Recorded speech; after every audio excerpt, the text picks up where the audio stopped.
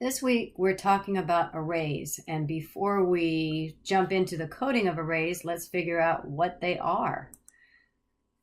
All right, so before I visit arrays, let's talk about a variable and remind ourselves what a variable is doing. When we have my string equals dog, we're putting this string into that variable. And when we have my int variable, we're putting an integer into a place in memory that we call my variable. So variables hold one value in memory.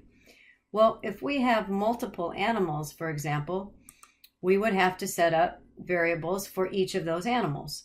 So if I wanted to keep track of the dog and the cat and the elephant and the hippo, even though they're all animals and they're semi-related, they're all animals, I'd have to keep them each in an individual variable in order to keep track of each one of them. So let's introduce this concept of an array. An array gives us the ability to put all of those animals into one variable. So I can put the dog, the cat, the elephant all into this variable called my variables. And notice the bracket.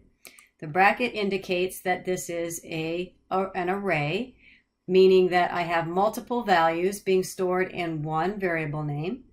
And the way that we access each of those individual values then is by what we call index. And index starts as 0. So index my variable 0 would be dog. Dog is position 0. Cat is position 1 or index 1.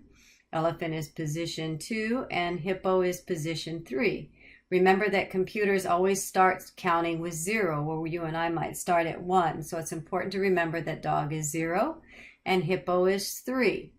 So if I want to get at a particular element, as we call it, in the array, we reference it by the name of the variable, which is my variables, and then the bracket, and then the index number. So to get at dog, it's my variables, bracket 0.